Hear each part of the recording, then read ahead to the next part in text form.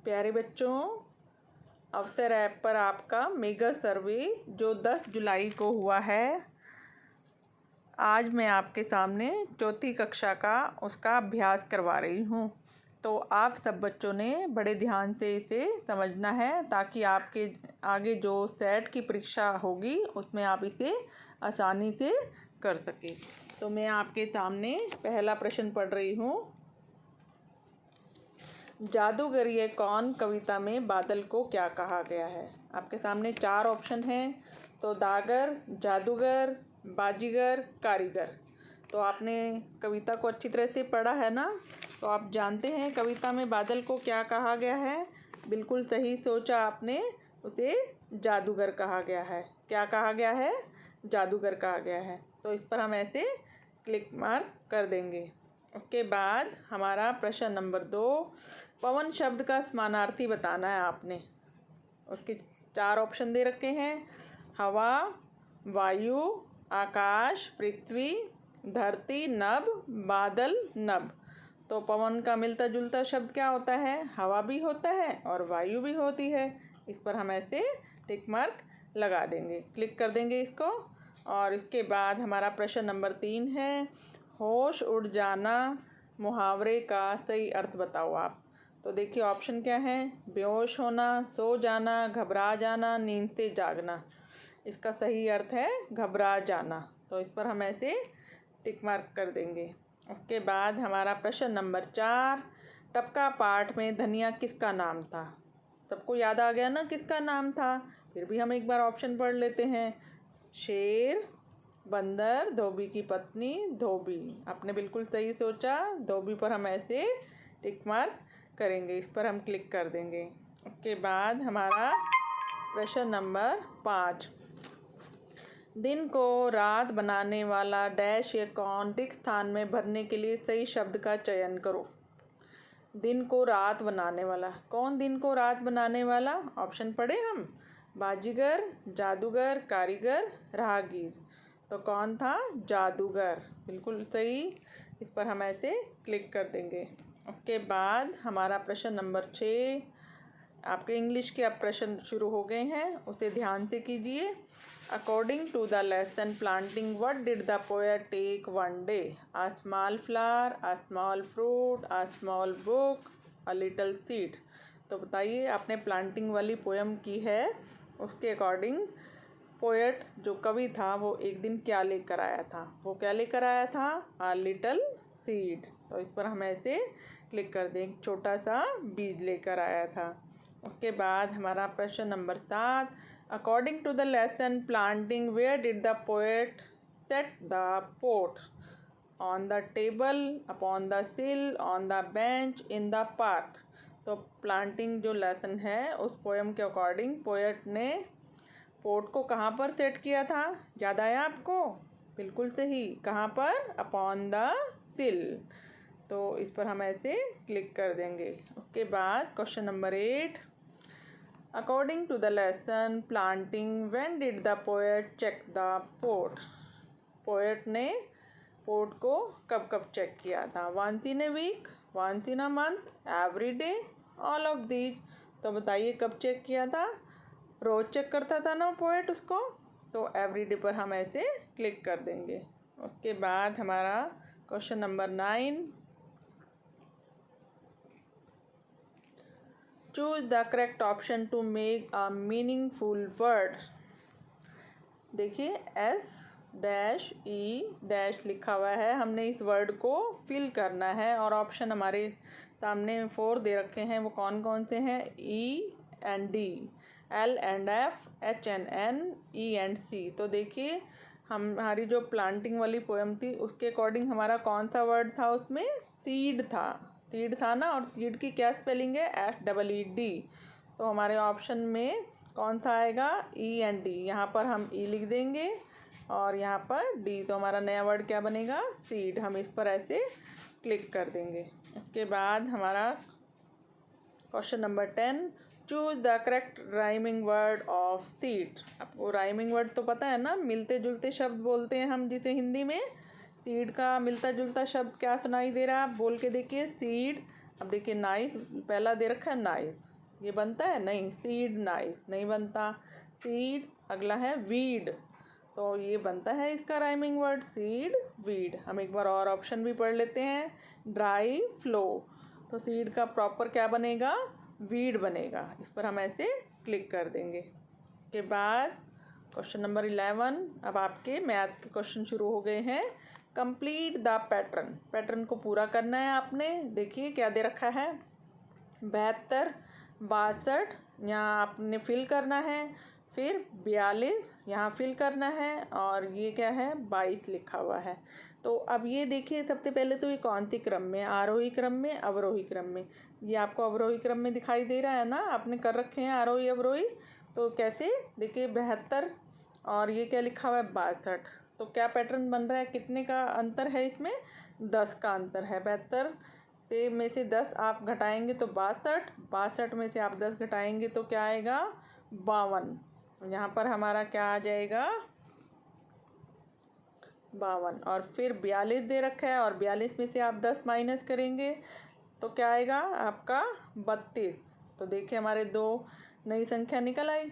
अब देखते हैं 52 और 32 कहाँ पर है।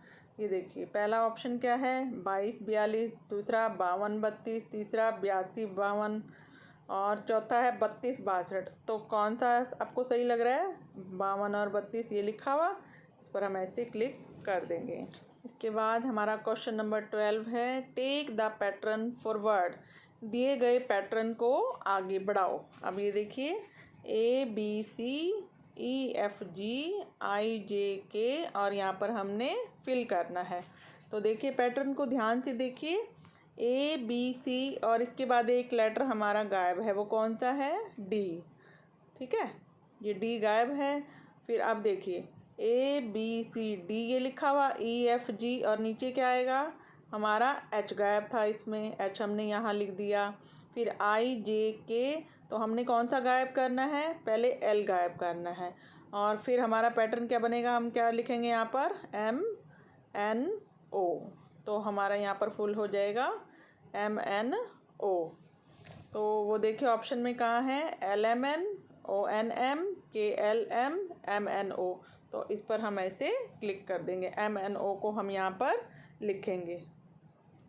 उसके बाद हमारा question number 13, if a number had to at 10,000th place what will be its place value, यदि किसी संख्या में 10,000वें स्थान पर 2 है तो उसका स्थानीय मान क्या होगा। तो देखिए यदि किसी संख्या में 10,000वें स्थान पर 2 देखना है हमने। अब हमारी देखिए पहले तो 10,000 वाली संख्या कौन सी है, इसमें क्या लिखा हुआ है ये 2, और ये क्या है 1000, और ये है 10,000, और ये है 20,000। तो 10,000 में हम 2 अगर यहाँ पर कर दे तो हमारी नई संख्या कौन सी बनती है 20,000। तो 20,000 कौन सा है हमारा ऑप्शन ये वाला, तो इस पर हम ऐसे क्लिक कर देंगे।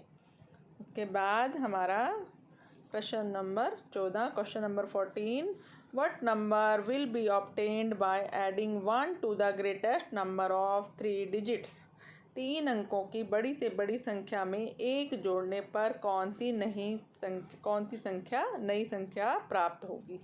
तो पहले तो 3 अंकों की बड़ी से बड़ी संख्या कौन सी होती है, अब सबको पता है ना 999 होती है बड़ी से बड़ी संख्या। इसमें आप 1 जोड़ दीजिए तो कितना आ जाएगा, देखिए हमारा कितना बन रहा है 1000 नई संख्या आती है। तो 1000 कहाँ लिखा हुआ है, ये 101 लिखा हुआ है, ये 1000 1001 999, तो हमारा ये 1000 है, इस पर हम ऐसे क्लिक कर देंगे। के बाद question number 15, what is the correct expanded form of 2537, 2537 का आपने विस्तारित रूप बताना है, एक्सपेंडेड फॉर्म करना है। आप सबको आता है कैसे करना है ये, तो ये देखिए आप ऑप्शन देखिए क्या क्या दे रखे हैं, 2000 जमा 500 जमा 30 जमा 7, 2 जमा 5 जमा 3 जमा 7, 2000 जमा 50 जमा 30 जमा 7, 200 जमा 500 जमा 30 जमा 7। तो हमने कैसे करना है इसको, इकाई की कौन सी संख्या है 7, और हमारी दहाई की कौन सी है, दहाई में कितने हमारे 30, तो हम यहाँ 30 करेंगे दहाई, और सैकड़े में कितने हो गए 500, और हमारे हज़ार में कितने हैं 2000। तो देखिए हमारी ये एक्सपेंडेड फॉर्म बनती जा रही है। तो हमारी ये कितना हुआ 2537। तो ये वाली कौन सी संख्या बन रही है, वो ये बन रही है। इस पे हम ऐसे क्लिक कर देंगे। ये भी आपको समझ में आ गया होगा। उसके बाद हमारा क्वेश्चन नंबर 16 आपके झरोखा पुस्तक के शुरू हो गए हैं। निम्न में से कौन सा परिवार के परिवर्तन का कारण नहीं है? पहला बच्चे का जन्म, दूसरा पिताजी का तबादला, तीसरा बुआ का विवाह, चौथा मिलकर भोजन करना। 4 ऑप्शन दे रखे हैं। तो बताइए कौन से परिवार के परिवर्तन का कारण, वो कौन सा है? मिलकर भोजन करना। क्योंकि अब जब हम मिलकर पूरा परिवार भोजन करेगा तो उससे परिवार के परिवर्तन में कोई भी कारण नहीं होगा। तो हम इस पर ऐसे क्लिक कर देंगे। उसके बाद हमारा क्वेश्चन नंबर 17, आपके परिवार में दादा दादी, माँ पिताजी, चाचा चाची और आपकी छोटी बहन है, तो परिवार के सदस्यों की कुल संख्या कितनी है? देखिए दादा दादी 2, माँ पिताजी 4, चाचा चाची 6 जने हो गए, छोटी बहन आपकी 7 और एक आप, कितने हो गए? टोटल मेंबर कितने हुए आपके? 8 मेंबर हो गए। तो अब यहाँ पर देखिए 8 कहाँ लिखा हुआ है। एक बार क्वेश्चन को फिर और पढ़ लेते हैं। In your family you have grandfather, grandmother, uncle, aunt, 1 younger sister and your parents. How many family members are there in the family? हम ये हमने काउंट किए थे ना। 8 कहाँ लिखा हुआ है? ये देखिए 6, 7, 8, 9। तो 8 पर ऐसे क्लिक कर दीजिए। उसके बाद हमारा क्वेश्चन नंबर 18, यदि आपको किसी का छूना बुरा लगे तो आप क्या नहीं करोगे?